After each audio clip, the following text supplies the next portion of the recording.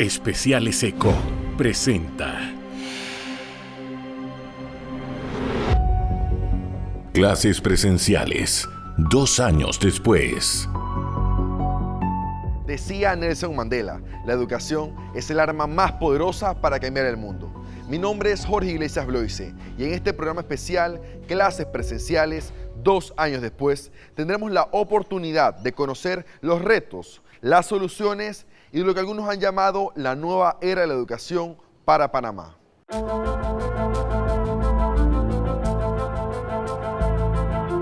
De la mano de expertos, analistas, autoridades y de la comunidad educativa, que podrán poner en perspectiva todo lo acontecido en materia educativa desde la llegada de la pandemia a nuestro país. Que a partir de este momento nosotros sí vamos a considerar conveniente como Ministerio de Educación, ¿sí? Y por esa relación de diálogo, de comunicación, de preocupación del señor presidente y de todas las autoridades del gobierno, inclusive conversadas ayer en el Consejo de Gabinete, de suspender temporalmente las clases.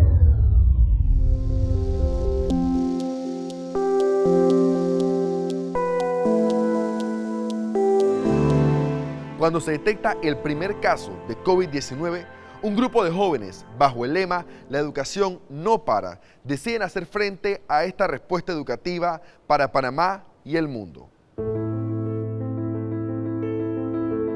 Para ustedes como fundación, ¿cómo fue tomar ese reto de ser la primera respuesta en educación para nuestro país? El inicio de la pandemia fue algo bastante interesante, no lo voy a negar.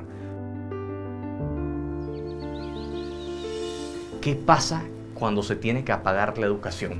Cuando las escuelas se tienen que apagar de manera presencial, cuando los estudiantes no pueden ir a clases. No hay un sistema de respaldo.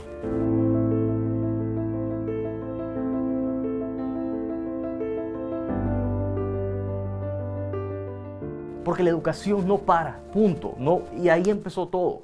Y asimismo, el 11 de marzo comenzamos con la primera clase de manera presencial aquí mismo, pues era un tablero que en su momento no era un tablero digital como el que vemos hoy en día, y la producción pues tal vez no era la mejor del mundo, pero se pudo dar una respuesta inmediata. El 16 de marzo ya teníamos una parrilla de contenidos de 6 horas de clases diarias que se transmitían para televisión abierta, para medios digitales, para medios radiales, y también nos convertimos en el primer país de América Latina en dar una respuesta educativa inmediata a la crisis sanitaria que se estaba dando. ¿Por qué? Porque muchos otros países estaban sindicando, estaban retransmitiendo, muchos otros canales de televisión de la región, tanto del cono sur como del cono centro, como el cono norte, en el caso de México, estaban retransmitiendo las clases que nosotros estábamos dando. 6 horas de clases diarias, no solamente de aquí de América Latina, sino del resto de Iberoamérica, porque encontramos que muchas veces las clases las traducían a otros idiomas incluso. Humildemente frente a un tablero explicando física, explicando química, explicando matemáticas. Tuvimos la oportunidad y la bendición estos 2 años llegarle a más de 125 millones de estudiantes, pero para nosotros lo más hermoso en todos los sentidos de la palabra fue poder recibir, aunque sea por un WhatsApp, aunque sea por un chat, las interacciones de los estudiantes. Y no era una tarea obligatoria, es más, era totalmente opcional en todos los sentidos de la palabra hacerlo o no, y aún así lo hacían, y aún así nos los compartían. La Fundación Ayudinga, ¿cómo visualiza el futuro de la educación? Los cambios llegaron para quedarse, pero nunca vamos a poder reemplazar la interacción humana.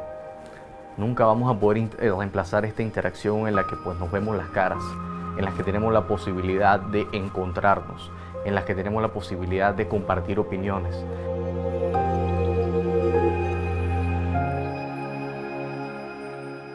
Que esperamos paz, que esperamos tranquilidad, pero sobre todo esperamos salud para los estudiantes, para la comunidad educativa en general. La tecnología, por supuesto que llegó para quedarse, pero llegó para incorporarse como un elemento de apoyo al sistema, no para reemplazar al docente, no para reemplazar las escuelas, no para reemplazar nada del sistema tradicional, sino para apoyarlo. Lo importante de todo esto no es estar hiperinformados, no es tener acceso instantáneo a la información, sino qué hacemos con ella. está en nuestras manos definir si el cambio va a ser en positivo o va a ser en negativo. Sí, pero de soñar por supuesto que es gratis. Y por supuesto que debemos hacerlo y debemos practicarlo, porque es lo que nos mantiene vivos como personas. La esperanza y el sueño de que algún día vamos a alcanzar un mejor futuro.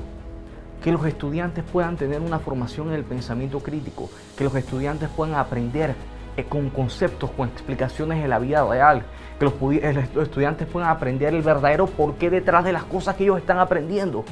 Que no sea una imposición de conocimientos, sino que sea compartir aprendizajes, donde las grandes mentes se reúnen en los grandes lugares.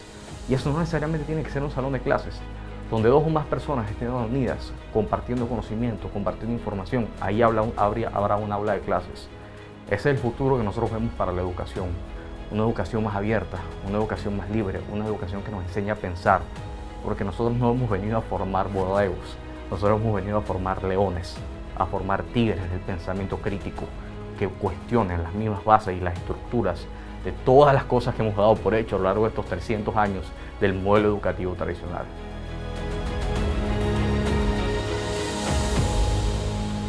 ¿Qué sería de una aula de clases sin sus estudiantes? Ellos son el objeto y el sujeto del sistema educativo panameño. A ellos se les debe garantizar el acceso a un derecho humano básico, el derecho a la educación. Debbie, graduada de la promoción 2021, cuéntame, ¿qué consideras tú que fue el reto más importante que tuvieron los estudiantes durante esa época de educación a distancia, estos casi 2 años de pandemia? Esa como impotencia de cómo yo tomo las riendas de mi educación en este momento que todo se paró, porque el sistema educativo trataba de como que reconstruirse mientras pasaba el tiempo. O sea, mientras íbamos, todo era experimentación. Entonces, en mí, como graduanda, estaba en 11 grado cuando empezó todo. Creció mucho esa impotencia y esa incertidumbre porque no sabía cómo yo misma poder hacer que mi proceso educativo pudiera seguir de la misma manera, porque cuando se agrega la pandemia, se crece esta brecha en donde algunos estudiantes algunos no tenían ni siquiera los recursos para conectarse a esas clases virtuales. Y yo, que sí tuve la fortuna de que pude conectarme, igual sentía que todo estaba siendo como, o sea, no había como un rumbo escrito y todos estábamos con esa pregunta de cómo podemos seguir adelante. Entonces, creo que la dificultad más grande para nosotros fue esa, pero pudimos adaptarnos al cambio para poder nosotros tomar las riendas de nuestra educación.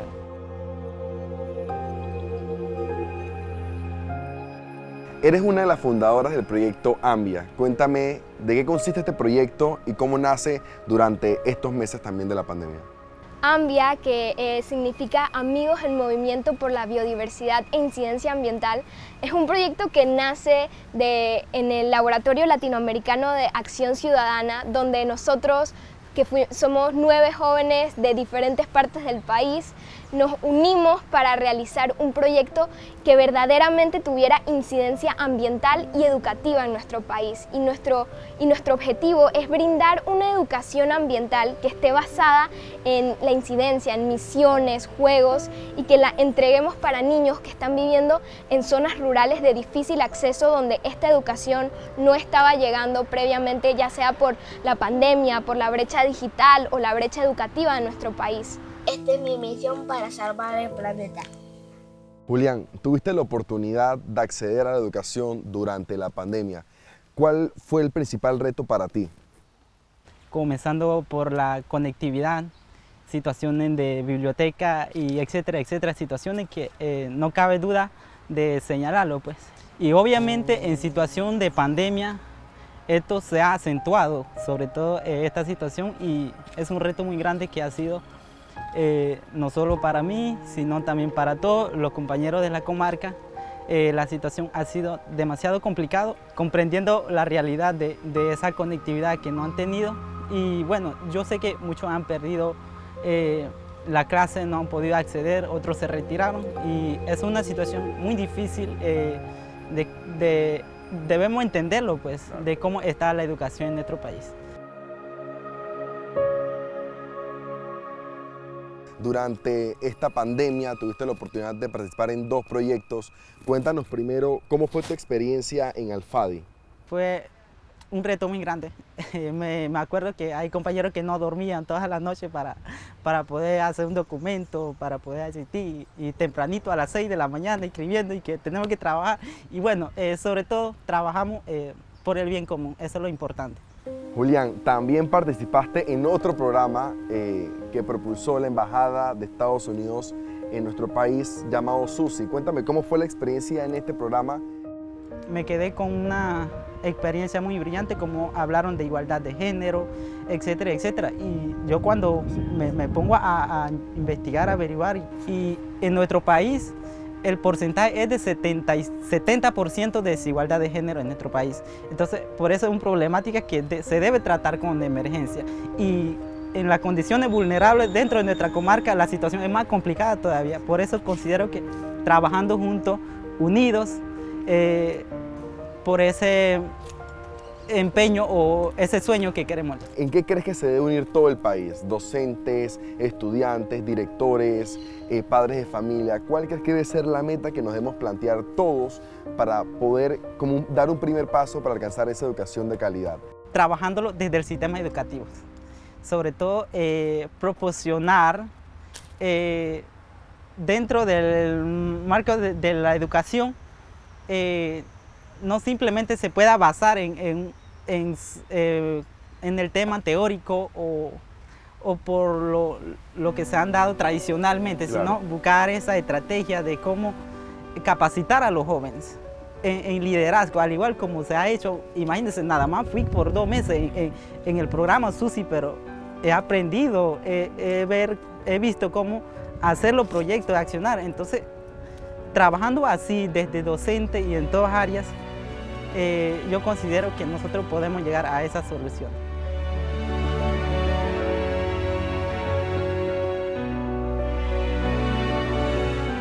Clases presenciales, 2 años después. Clases presenciales, 2 años después. Hemos conocido de la voz de los protagonistas lo que trajo consigo esta pandemia. Ahora, 2 expertos nos hablarán de los retos para la educación panameña, de la importancia de las trayectorias escolares completas y lo que muchos llaman la nueva era de la educación. Estamos con Alejandro Carbonell, director de innovación aquí en Ciudad del Saber, precisamente, y quiero hablar un poco de cómo marca esa pandemia la educación en nuestro país, cómo hace una especial intervención en TC antes y después. ¿Qué piensas tú? ¿Es una marca positiva o tenemos una oportunidad de mejora en este momento? Yo creo que para bien o para mal es un cambio, y positivo y negativo. Yo digo que del lado positivo nos dimos cuenta que a través de la tecnología podemos llegar con educación a muchas más estudiantes en todas partes de Panamá.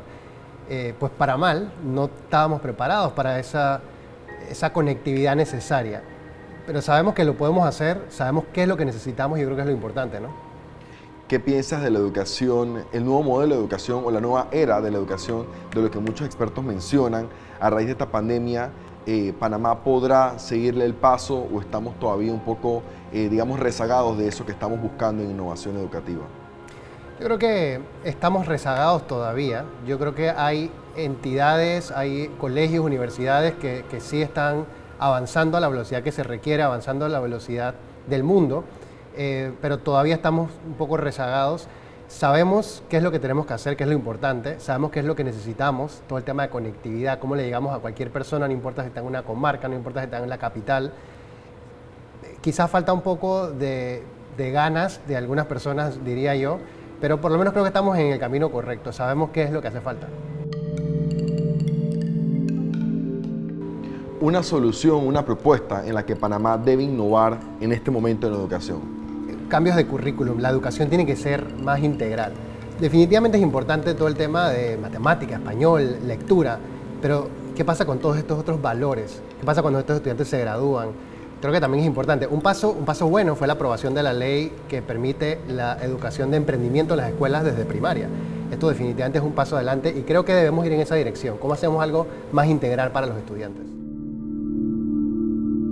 Yo Yo creo que necesitamos más de eso en Panamá. Emprendedores que vean la educación como un problema a resolver y que busquen esas soluciones innovadoras para solucionarlos. Y si podemos darle un mensaje tal vez a los padres de familia, docentes, estudiantes, la comunidad educativa en general, para que emprendan y para que innoven en la educación en nuestro país, ¿qué mensaje les darías? Bueno, el problema es de todos y creo que la solución está en cada uno de nosotros. Ustedes, padres de familia, estudiantes, docentes, lo viven todos los días y son ustedes los que pueden salir con estas soluciones. Yo creo que cualquiera puede ser un emprendedor, cualquiera que vea ese problema y tenga las ganas de resolverlo. Necesitamos más personas que estén dispuestas a resolverlo.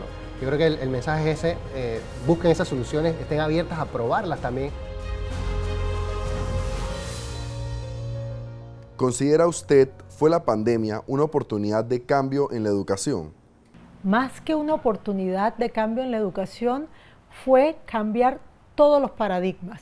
De pronto, de una escuela presencial en donde desde la era industrial estábamos llevando a cabo clases en un aula con una metodología totalmente masiva, nos encontramos a una educación a distancia en la que el educador debiera poder adaptarse a los requerimientos, no solamente del estudiante, sino también de su entorno.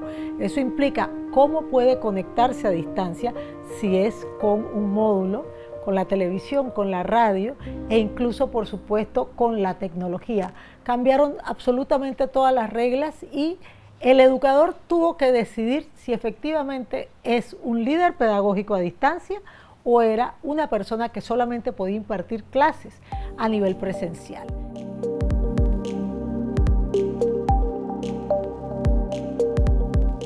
¿Cómo valora este retorno presencial 2022 y cuán necesario considera era para el país? Absolutamente necesario. Pienso que está incluso postergado. La realidad es que los niños, niñas y jóvenes panameños tienen una situación puntual que debiéramos analizar con mucha severidad y mucha profundidad y seriedad. Y es que pensemos, este país es desigual y por eso hay educación desigual, o por el contrario, la desigualdad educativa hace que seamos desiguales. La realidad es que la reforma educativa, que al final fue derogada en su totalidad, era la oportunidad perfecta para que esto no ocurriera. Lo que estamos viviendo hoy día, que no solamente la oferta educativa es pobre, sino que la oferta de infraestructura y equipamientos es pobre. Y es muy desigual según sean las provincias y comarcas. Por eso tenemos que luchar por una educación equivalente en oportunidades y en acceso. ¿Qué reto considera usted aún no superamos en temas educativos para nuestro país? Entender que tenemos que fundamentar nuestra educación en un enfoque de derechos. ¿Qué significa eso? No vamos a cubrir un currículum, sino que vamos a cerciorarnos que nuestros niños, niñas y jóvenes puedan tener todos aquellos aprendizajes que necesitan para la vida. Eso significa enfocarnos en los derechos fundamentales de aprendizaje que ya Panamá los tiene y que implican qué debe saber el niño, con qué profundidad y qué debe poder hacer con eso.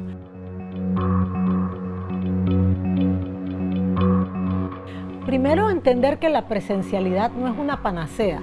Si volvemos al aula a hacer lo mismo, los aprendizajes van a estar empobrecidos y no van a ser de calidad.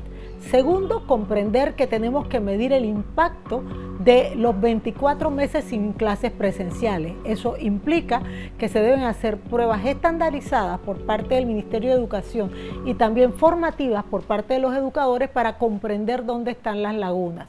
Tercero, tenemos que tener un paquete de propuestas y soluciones estandarizadas para que el educador no tenga que ponerse a hacerlo, sino que ya esté hecho, a fin de que sea aplicado.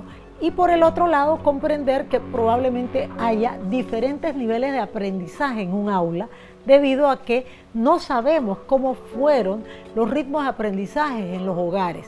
Y no tenemos claro si las evaluaciones que se hicieron en línea nos dieron resultados que sean lo suficientemente creíbles para esto. tenemos resultados por debajo de países mucho menos aventajados en lo económico. Entonces, ¿qué significa eso? Hay que mejorar la administración, la gestión, el enfoque de la inversión, los sistemas de información, cómo estamos formando a nuestros educadores y hacer entender a nuestros niños, niñas y jóvenes que su lugar no es la calle, no es la esquina, es la escuela. Clases presenciales, 2 años después. Clases presenciales, 2 años después.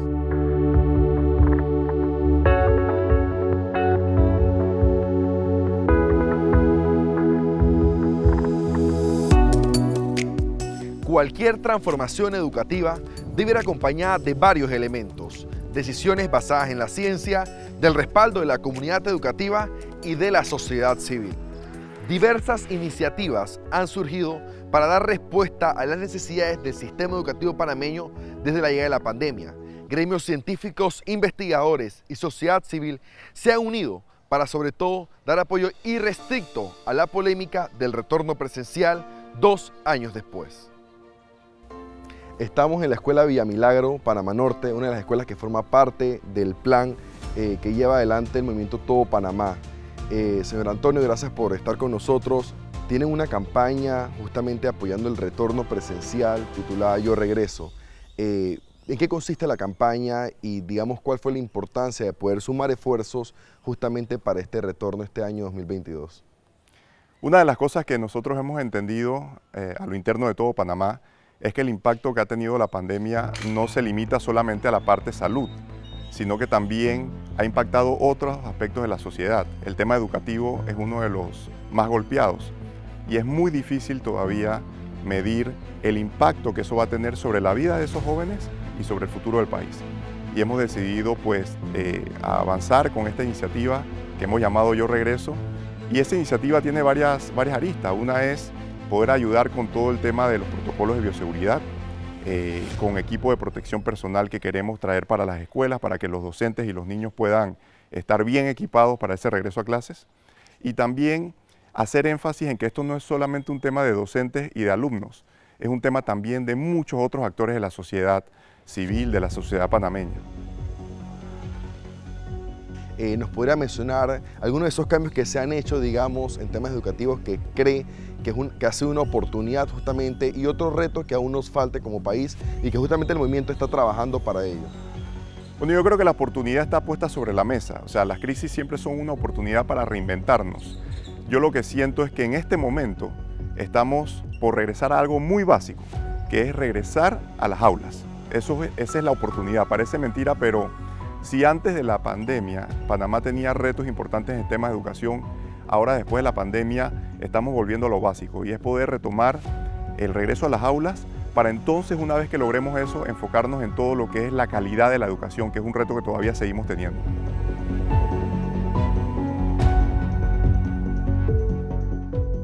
Yo creo que es fundamental que no solamente el Estado, sino que la sociedad civil y el sector privado comprendamos que tenemos un rol importante que jugar en todo esto. Y lo otro es que la pandemia nos trajo un aprendizaje casi que forzado con el tema del uso de la tecnología para poder hacer más versátil el tema de la educación. Esto no reemplaza ni va a reemplazar jamás lo que es la interacción presencial, por eso es que estamos apoyando el tema del regreso a clases. Pero sí creo que a futuro, si aprovechamos lo aprendido durante este periodo de pandemia, podemos tener un sistema mixto que permita que los estudiantes puedan contar con herramientas tecnológicas que le permitan preparar sus estudios, preparar sus clases antes de llegar al centro. Se ha demostrado que cuando unimos fuerzas desde diferentes sectores, la academia, el sector privado, las ONGs, el Estado, tenemos mucha más probabilidad de tener un impacto positivo. Nuestra visión en el movimiento Todo Panamá es que a futuro nos involucremos en este tema también para aportar nuestro granito de arena y ayudar de una forma colaborativa a que los esfuerzos tengan mucho más impacto. El sector privado tiene un rol importantísimo que jugar en todo esto, porque al final del día la educación bien manejada genera un círculo virtuoso en el que los estudiantes, los jóvenes, tienen la oportunidad de salir adelante, de tener un mejor futuro, en donde las empresas se ven beneficiadas porque tienen muchas más personas preparadas para ocupar esos puestos. y donde el país en sí se ve también beneficiado porque tiene más ciudadanos productivos que son parte del avance del país, que hacemos que el país sea mucho más competitivo. Entonces, la oportunidad que tenemos de hacer mejoras significativas en el sistema educativo es una oportunidad que está puesta sobre la mesa. Ya va a depender de todos nosotros como sociedad ponernos las pilas y echar eso hacia adelante. Los aportes más importantes que ha realizado la comunidad científica para informar este retorno es poder utilizar la información que poco a poco se va generando en Panamá o en los diferentes países alrededor del mundo para asegurarnos de que estamos entendiendo bien cuáles son los retos y qué es lo que tenemos que atender ante el retorno. Uno de los retos más importantes y en donde tenemos amplia evidencia científica para ayudar a informar esas decisiones es en la pérdida de los aprendizajes que ocurrió durante estos 2 años que hemos estado fuera del aula y la recuperación que tiene que suceder ante este nuevo regreso. Entonces, ¿qué sabemos de la pérdida? De la pérdida no tenemos mucha información en Panamá, pero en Asia, por ejemplo, sí se realizaron estudios que demostraron que hay una correlación entre la cantidad de días que los niños estuvieron fuera del aula y el nivel de la pérdida de esos aprendizajes. Por ejemplo, en las escuelas a donde menos estuvieron los niños en el aula, hubo mayor pérdida de aprendizajes, hasta un 55%. Eso en Panamá no lo sabemos. ¿Será que nuestros niños perdieron 55% o más? Eso nos debe preocupar y la ciencia nos ayuda a entender un poquito la magnitud de ese problema que estamos enfrentando ahorita mismo. Y en cuanto a la nivelación, la recuperación de esos aprendizajes, que esas decisiones que nosotros tomemos sean basadas en evidencia. ¿Qué intervenciones o qué programas sabemos que pueden tener efecto ante una recuperación de los aprendizajes? Por ejemplo, está aumentar la cantidad de días o la cantidad de horas que tiene el calendario escolar. Eso sí, muy importante juntarlo con adecuaciones al currículo. No es que vamos a seguir enseñando lo mismo, es que ese currículo tiene que cambiar también. Esas dos cosas juntos, hay evidencia científica que demuestra que eso puede ayudar a la recuperación de los aprendizajes. Que haya programas especiales de recuperación de aprendizajes durante las vacaciones, durante los recesos escolares, que sabemos que hay varios durante este año, y que esos utilicen metodologías o estrategias de aprendizaje que sean divertidos para los estudiantes. Utilicemos la enseñanza basada en proyectos, por ejemplo, que poco se utiliza en el aula, pero si vamos a tener estos programas de recuperación, hagámoslo divertido para los estudiantes para que no se desencanten con el aprendizaje. También la enseñanza diferenciada ha probado ser sumamente efectivo para esta recuperación de los aprendizajes, tutorías, ya sea individuales o en grupos pequeños, para ayudar a que esos estudiantes que están algo rezagados por esa pérdida de aprendizajes puedan nivelarse. Esas son algunas de las intervenciones a donde hay evidencia científica que demuestra que puede ayudar a que los estudiantes recuperen lo que perdieron durante el 2020 al 2022. Clases presenciales, 2 años después. Clases presenciales, 2 años después.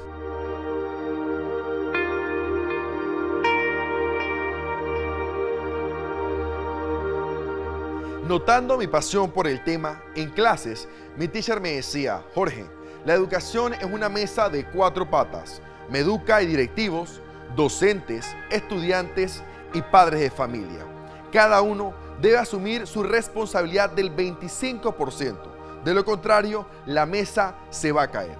Este año lectivo 2020 y 2021, docentes y directivos tuvieron que asumir un rol histórico de liderazgo ante muchos retos e incertidumbres.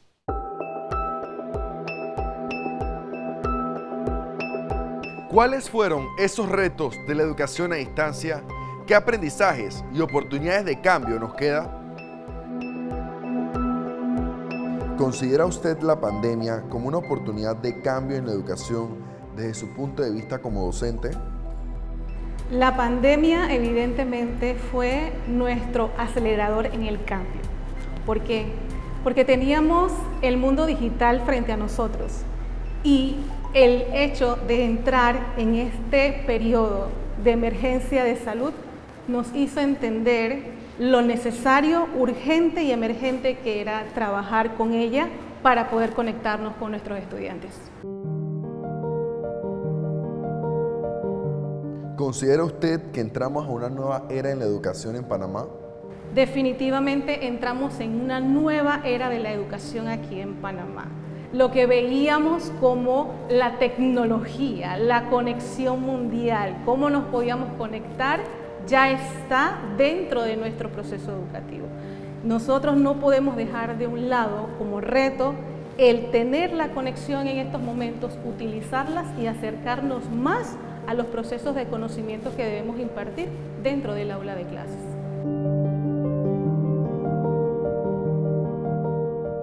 Es importante agregar todo lo que son las áreas STEAM dentro del aula. ¿Por qué? Porque es el mundo actualizado, es lo que están viendo los estudiantes. Muchas veces vemos el aula como un espacio en donde trabajamos con libros, cuadernos y definitivamente hay una interacción definitivamente muy académica, pero debemos comprender que son elementos que cuando los chicos se enfrentan es realmente lo que está pasando. Nuestro mundo está digitalizado, tenemos elementos electrónicos dentro de nuestros hogares que están basados en robótica básica. Entonces, los elementos STEM son súper importantes. Trabajamos la ciencia, la matemática de una forma armoniosa para que ellos puedan ejercer ese conocimiento a futuro y como sociedad.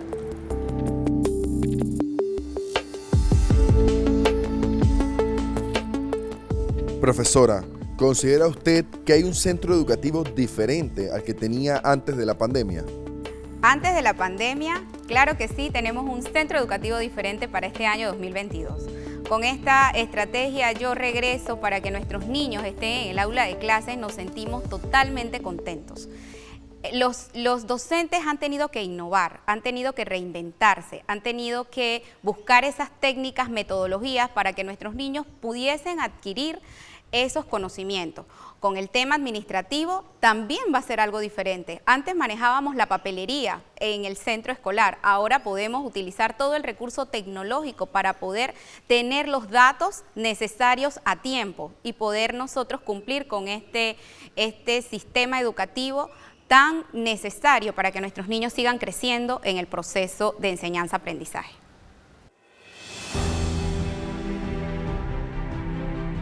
¿Cómo valora usted este retorno presencial y cuál es el sentir de usted como docente y de sus otros compañeros de la comunidad docente?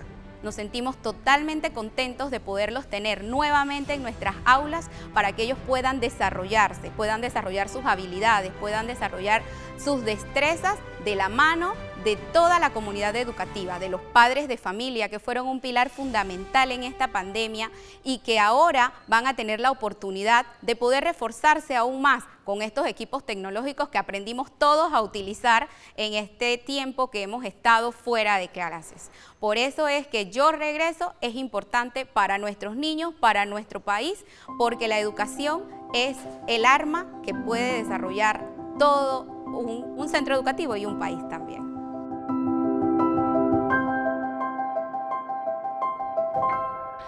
¿Cómo valora este retorno presencial y cuán necesario considera era para el país volver a las aulas este 2022? Considero el retorno presencial como un acto sumamente necesario para nuestros estudiantes. No podríamos nosotros superar el tema de que por más que tengamos la más alta tecnología, los mejores estándares de calidad, que podamos tener ese acceso al internet desde los hogares de los estudiantes, por más que tengamos nosotros las metodologías más activas a nivel virtual, no podremos jamás reemplazar ese rol que desempeñamos todos los actores de la comunidad educativa. ¿Qué oportunidad de cambio tienen los estudiantes con respecto a esta modalidad presencial versus lo que tenían 2020-2021 en una modalidad virtual híbrida? Hay muchas diferencias, tiene muchas ventajas y desventajas ambas modalidades, ¿verdad? Por ejemplo, nosotros sabemos que las clases, ¿verdad? Virtualmente también tenían 40 minutos. Sin embargo, no son los mismos 40 minutos que nosotros pudiéramos ver en una clase virtual los que se ven en una clase presencial. En una clase virtual nosotros podemos interactuar con los alumnos pueden participar, pero los 40 minutos se van bastante rápido y el docente quiere explicar su clase. Por lo tanto, la atención y la participación que se le da al estudiante no es la misma. Incluso los padres de familia muchas veces decían, mi hijo quiere participar pero no lo dejan. Y no es que no se dejaba, sino que realmente el tiempo no daba suficiente para poder entonces atenderlos. En cambio, en una modalidad presencial, esos mismos 40 minutos que le dan a la oportunidad al estudiante de participar activamente, de interactuar, ¿verdad? El mismo centro, la misma aula se convierte en un espacio de aprendizaje interactivo entre pares que es mucho más efectivo que el docente allí replicando una clase. Esos 40 minutos el docente puede atender al estudiante, puede ver cómo se siente el estudiante. Sabemos que no todos prendían sus cámaras, así que imposible conectar con esa parte socioemocional. Y esto acá pues sí lo puede hacer, incluso hacer otro espacio para atenderlo. Así que hay muchas diferencias, muchas ventajas, claro que sí, ¿verdad? Estar a tono con la tecnología es muy importante. Sin embargo, como lo dije anteriormente, ese rol que desempeñamos como centro educativo y esa interacción persona a persona, pues no se puede reemplazar. No estábamos ninguno, ¿verdad? Ningún actor de la comunidad educativa estábamos preparados para esto, por lo tanto hay que seguir preparándose y vendrán nuevos retos porque ahora al mantener una modalidad bastante híbrida nos vamos a encontrar con diferentes situaciones como estudiantes que van por un nivel pero sabemos que realmente no han alcanzado esas competencias y pues vamos a tener esa dualidad de grados, un multigrado dentro de los salones porque nos va a tocar atender pues todas esas situaciones que se nos van a dar. Nos va a tocar seguir atendiendo esa parte socioemocional que vamos a tener de niños que han perdido sus padres, sus abuelos, que han representado un factor fundamental en sus procesos de aprendizaje, que eran quienes lo cuidaban, quienes lo apoyaban, quienes estaban ahí preguntándole, ¿hiciste la tarea? ¿Terminaste la tarea? Pues vamos a tener esa parte, esos vacíos emocionales y que bueno, como docentes, como escuela pues, y con el apoyo conjunto de todas estas instituciones, con esos equipos resilientes que tenemos en los centros educativos ya conformados, vamos a tener entonces que brindar esos apoyos.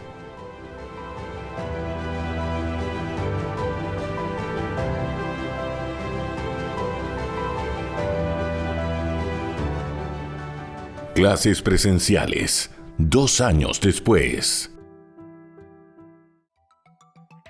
Clases presenciales, 2 años después.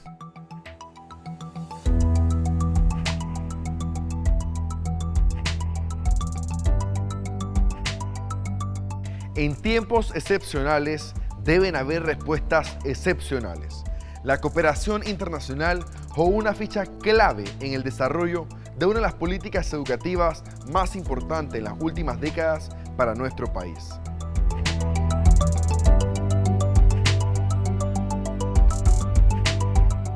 Haciendo eco del lema de la OEI, hacemos que la cooperación suceda. La pandemia detuvo muchos proyectos, a muchos sectores quedaron detenidos por los meses de la pandemia. ¿Cómo fue también ese cambio para poder seguir haciendo que la cooperación suceda en Iberoamérica? Bueno, para nosotros fue muy importante, sobre todo, puedo hablarte en el caso de Panamá, el acompañamiento en este proceso de qué hacer y de dónde estar y cómo dar una respuesta a nuestros niños, niñas y adolescentes en las aulas. Y esto pasó de la mano de una cooperación espectacular entre los países, en donde pudo brindarse a través de la OEI un intercambio entre México, Panamá, Chile, República Dominicana, El Salvador, Colombia, por contenidos, ya sea televisivos, radiales, incluso disponibles en modelo digital, haber puesto a disposición una biblioteca digital para todos los países de América Latina.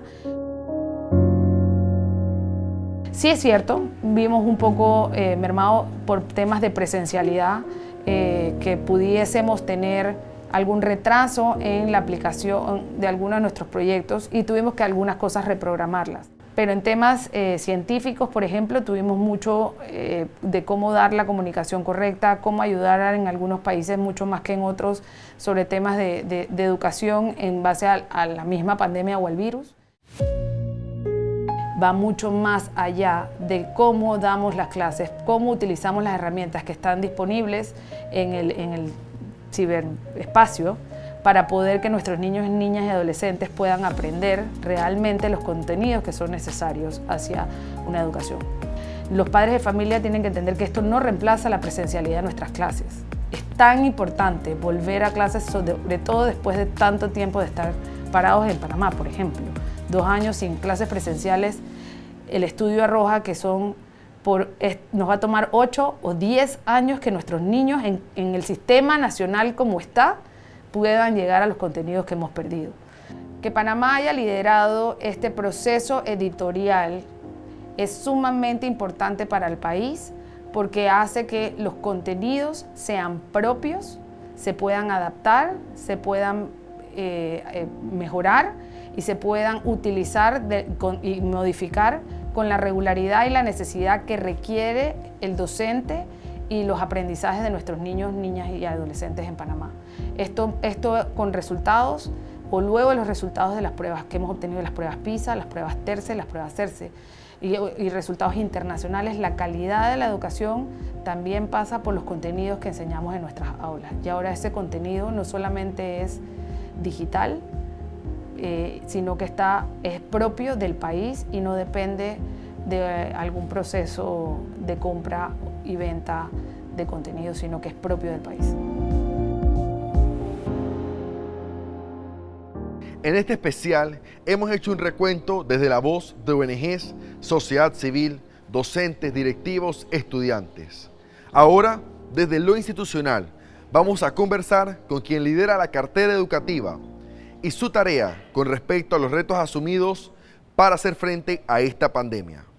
Sabemos que el tema de retornar más de 800.000 estudiantes a su casa el 8 de marzo del año 2020 fue una decisión difícil, pero era en virtud de preservar su salud y su vida.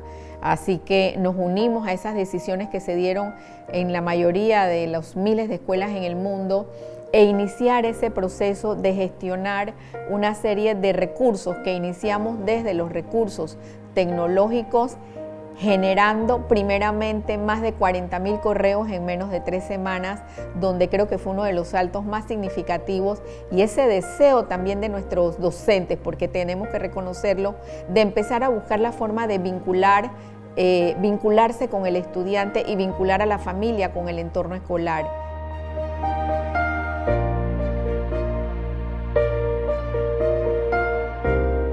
Finalmente nos organizamos y recibimos todo el apoyo de diferentes organismos como OEI, como el BID, otros organismos amigos, y empezamos un plan de desarrollo de gran cantidad de materiales educativos que los estamos viendo consolidados hoy, después de 2 años, para iniciar clase que obviamente debe ser, y creemos que así será, debe ser la diferencia en lo que va a ocurrir en un salón de clase. Definitivamente esto está implicando para este año lectivo grandes retos de uso de la tecnología, de aplicación de lo que estamos desarrollando en las acciones de capacitación y perfeccionamiento docente totalmente diferentes, de uso de materiales educativos.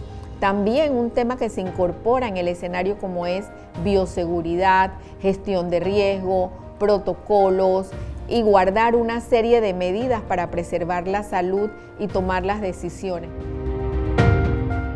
Haber generado una estrategia que se convierte en una política pública de desarrollo de recursos materiales educativos e innovación educativa representa realmente un cambio en ese paradigma de la expectativa de un inicio de clase. Representa también la seguridad de que cada niño de nuestro país del sector oficial, desde educación inicial hasta 9º grado, va a contar con su paquete de materiales de sus asignaturas básicas. Nos apoya también para que ese docente llegue con una guía de autoaprendizaje, y en este año lectivo donde hay un tema de país y de mundo, de estado, de recuperación, se les está anexando una serie de paquetes de recuperación académica. Creo que eso es importante y da el gran cambio que requiere nuestra educación. Pero lo más importante también de esto es que ese material ya está digitalizado en nuestro portal educativo y a su vez está incorporado en la plataforma Esther en ese proceso de interacción que va progresivo. Ministra, este hecho que considera usted histórico, ¿cómo vamos a asegurar su implementación a nivel nacional? Si la implementación de toda esta serie de recursos ricos en materiales, podemos asegurarlos de diferentes aspectos. Mire, primero, nosotros estamos llevando un proceso de capacitación nuevo, un cambio de paradigma en esa estructura de 40 horas presenciales, recibes un puntaje. Hemos estructurado una planificación a través de diplomados de larga duración, donde ese facilitador, ese tutor y ese mentor va a poder dar el acompañamiento por lo menos durante el primer y el segundo trimestre. Yo me reuní hace un par de semanas antes de entrar a clase con la Asociación de Directores a nivel nacional y compartíamos, el primer supervisor local es el director de la escuela, además de ser el que tramita y el responsable, es el que debe saber qué pasa con la educación de cada niño y con el aprendizaje. Entonces, este escenario de esta propuesta de materiales nuevos va a estar garantizado por la capacitación docente, por el acompañamiento durante el inicio del año lectivo, por procesos de evaluación formativo. No es que voy a llegar a calificar 5, 4, 3, sino que voy a poder identificar dónde están las fortalezas y dónde están las debilidades que hay que atender, y por el otro lado, con ese docente que va a salir capacitado. Yo creo que es rico. Además, se le va a entregar a algunos grados material tangible. Tenemos las bibliotecas de aula, tenemos un plan de lectura, aprendamos todos a leer, ya aprobado en la región, que debe ayudarnos en los próximos 2 o 3 años a ver avances significativos en la comprensión lectora de los estudiantes. Si no hay comprensión lectora, esa codificación de lo que ocurre en el resto de las asignaturas se compromete. Sabemos que todas las escuelas no son iguales, sabemos que unas van a tener ambientes quizás visualmente mejores, pero la idea es llevar la esencia de lo que está en ese documento inédito como país, y sabíamos que eso no ocurría anteriormente. Para nosotros es sumamente importante la confianza que genera el padre de familia.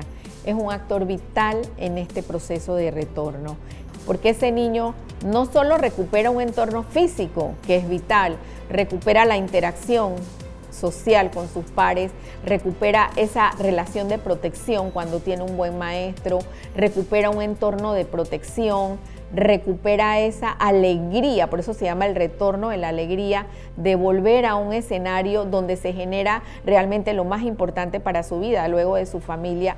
Sabemos que un retorno después de 2 años prácticamente a distancia, con un 60% de escuelas de baja matrícula que retornaron semipresencial, vamos a tener estas 2 semanas algunas crisis, algunos ajustes, pero lo tenemos que superar como equipo y como Estado panameño. La idea es que nos sigamos cuidando. En la medida que nos seguimos cuidando para mitigar el riesgo, vamos a tener oportunidad de que se fortalezca y se refuerce ese retorno educativo tan anhelado por más de 800.000 estudiantes panameños y sus familias.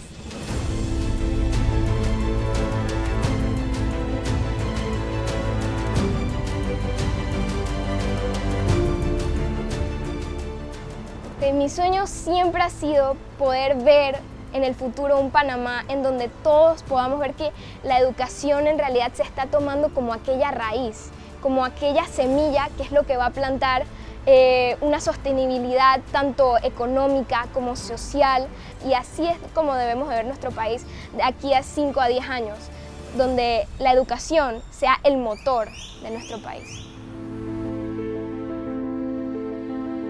Trabajar equitativamente para toda la comunidad estudiantil, sobre todo los centros educativos, de darle esa educación de calidad a todos los jóvenes y que ellos puedan acceder a a nivel superior en las universidades, sobre todo porque en situaciones de la comarca no existen universidades o no existen laboratorios y muchas de las situaciones así. Entonces desearía o soñaría para toda mi familia y sobre todo personas de la comarca y para todo Panamá, obviamente, necesitamos esa educación de calidad porque somos un país que requeremos esa educación.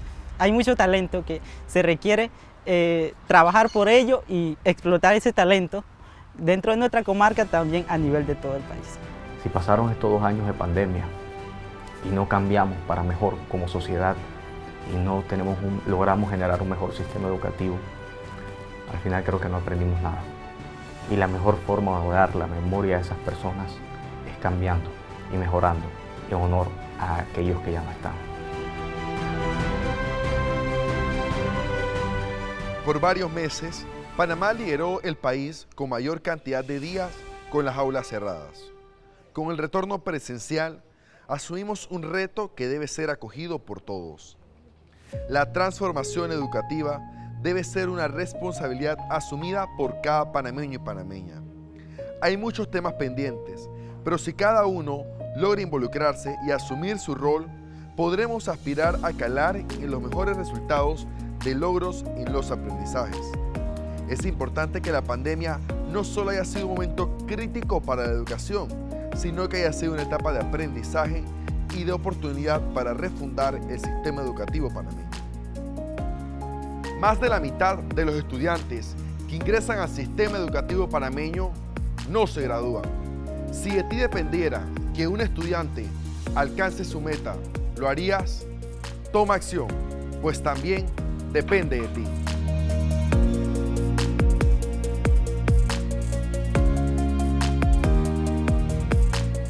Clases presenciales, 2 años después. Especiales ECO